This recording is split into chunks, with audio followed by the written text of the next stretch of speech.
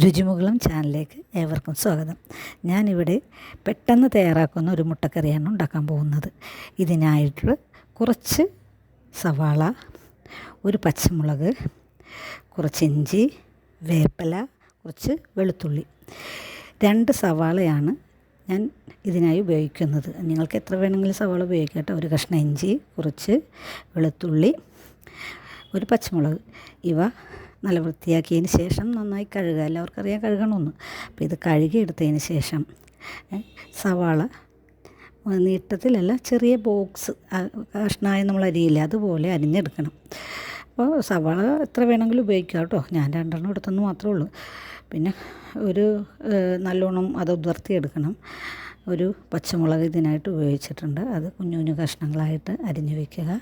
അതുപോലെ തന്നെ വെളുത്തുള്ളിയും കുറച്ച് കുഞ്ഞു കഷ്ണമായിട്ട് അരിഞ്ഞ് ഇഞ്ചിയും ചെറിയ ചെറിയ കഷ്ണങ്ങളായി നുറുക്കി അതെടുത്ത് വയ്ക്കുക.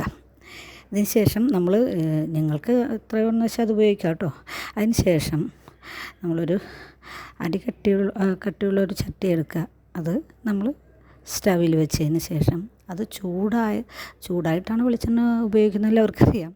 എന്നാൽ ചൂടായതിന് ശേഷം വെളിച്ചെണ്ണ ഒഴിച്ചിട്ട് എണ്ണ നല്ലോണം ചൂടാവുമ്പോൾ തീ കുറച്ച് വയ്ക്കണം. അല്ലെങ്കിൽ കടുക് പെട്ടെന്ന് ഇടുമ്പോൾ കരിഞ്ഞു പോകും. അപ്പോൾ ഞാനിത് കുറച്ച് കടുക് അതിലേക്ക് ഇട്ടിട്ടുണ്ട്. അത് നല്ലോണം പൊട്ടി വരുമ്പോൾ ഇഞ്ചിയും വെളുത്തുള്ളിയും ചേർത്ത് അതിൻ്റെ ഒരു ചെറിയൊരു പച്ച മണം മാറുമ്പോൾ അരിഞ്ഞ് വെച്ചേക്കണം സവാള അതിലേക്ക് ചേർക്കുക. അതൊന്ന് നല്ലോണം വഴറ്റി ഒരു ചെറിയൊരു കളർ മാറി തുടങ്ങുമ്പോൾ നമ്മളതിലേക്ക് ഈ അരിഞ്ഞ ഒരു പച്ചമുളകും കുറച്ച് വേപ്പിലയും ഇട്ട് നല്ലോണം വഴറ്റി ബ്രൗൺ കളറാവുന്ന വരെ വഴറ്റണേ. അധികം കരിഞ്ഞുകൊണ്ട് ചെറിയൊരു ബ്രൗൺ കളർ വരുമ്പോൾ അതിലേക്ക് വേണ്ട ചേരുവകൾ ചേർക്കാം. ഞാൻ കുറച്ച്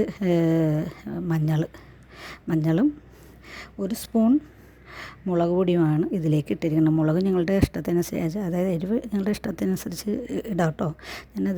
അതിന് ശേഷം കുറച്ച് കുരുമുളകും കൂടി ഇതിലേക്ക് ചേർക്കാനുണ്ട്. അത് ഓപ്ഷനാണ്. എനിക്ക് വേണമെങ്കിൽ ചേർക്കാം, ഇല്ലെങ്കിൽ വേണ്ട.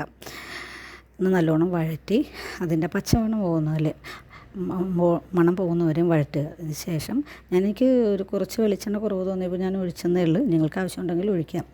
എണ്ണ അധികം ഉപയോഗിക്കുന്നത് നല്ലതല്ല. ശേഷം നല്ലോണം അതിൻ്റെ മുരിഞ്ഞു വരുമ്പോൾ കുറച്ച് വെള്ളം ചേർക്കുക. വെള്ളം മുട്ടയുടെ അടിയിൽ ആണ് നിൽക്കാൻ പാടുള്ളൂ, മേളിൽ വരാൻ പാടില്ല. അപ്പോൾ അത് വെള്ളം ഒഴിച്ചതിന് ശേഷം ആവശ്യത്തിനുള്ള തീ നല്ലോണം കൂട്ടി വെക്കണം കേട്ടോ, നല്ല പെട്ടെന്ന് തിളക്കൂടാതെ.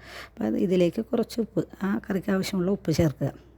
ശേഷം നമ്മൾ ഈ വെള്ളം തിളച്ചതിന് ശേഷമുള്ളൂ മുട്ട പൊട്ടിച്ചൊഴിക്കാൻ പാടുള്ളൂ. അപ്പോൾ ഞാൻ ഇതിനായിട്ട് 5 മുട്ടയാണ് ഉപയോഗിക്കുന്നത്. നിങ്ങൾക്ക് എത്ര വേണമെങ്കിലും മുട്ട എടുക്കുന്നതിനനുസരിച്ച് വെള്ളം ചേർക്കണം കേട്ടോ.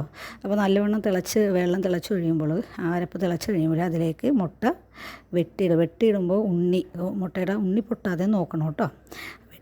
വെട്ടിയിടുക. അതിന് ശേഷം നല്ലോണം നല്ല തിള വരുമ്പോൾ തീ ഒന്ന് മീഡിയത്തിൽ വയ്ക്കണം കേട്ടോ. എന്നിട്ട് മൂടി വെച്ചിട്ട് കുറച്ച് കഴിഞ്ഞ് 2 മിനിറ്റ് കഴിഞ്ഞ് വീണ്ടും അത് തുറന്നിട്ട് നല്ലോണം അപ്പോൾ നല്ല എണ്ണയൊക്കെ പതിയെ തെളിഞ്ഞ് വന്ന് തുടങ്ങിയിട്ടുണ്ടാകും. അപ്പോൾ നമ്മൾ ഈ മുട്ട തിരിച്ചിടണം. മറിച്ചിടണം. എന്താണെന്ന് വെച്ചാൽ അടിഭാഗം മാത്രമേ ഉള്ളൂ ഇത് പെട്ടെന്ന് വേഗമുള്ളൂ. അപ്പോൾ ഇത് ഓരോ മുട്ടയും സൂക്ഷിച്ച് മറിച്ചിടുക. ഇത് ഇട്ടതിന് ശേഷം ഞാനിതൊന്ന് ആ മുട്ടയെ രണ്ടായിട്ടൊന്ന് വരഞ്ഞിടുന്നുണ്ട് കേട്ടോ. എന്ന് വെച്ചാൽ മുട്ടയുടെ പുറംഭാഗമല്ലേ വേകുള്ളൂ. ഉണ്ണി വേകണമെങ്കിൽ നമ്മളിതുപോലെ മുട്ട ഓരോന്നിങ്ങനെ പതിയെ സ്പൂൺ കൊണ്ട് മുറിച്ചിടണം. അത് ഒരു മുട്ടയും മുറിച്ചിട്ട് ഇളക്കരുത്. മുറിച്ചിട്ടിട്ട് ഉപ്പ് നോക്കുക. ഉപ്പ് കുറവുണ്ടെങ്കിൽ ആവശ്യത്തിന് കുറച്ചും കൂടി ഉപ്പ് ചേർക്കുക. എന്നിട്ടത് നല്ലവണ്ണം ചേർത്ത് വെച്ചിട്ട് മൂടി വെക്കുക.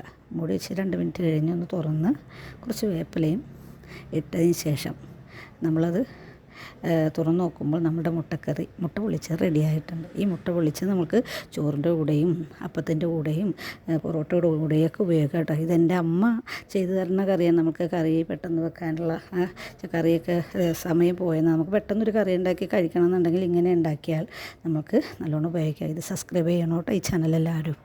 Okay, thank you.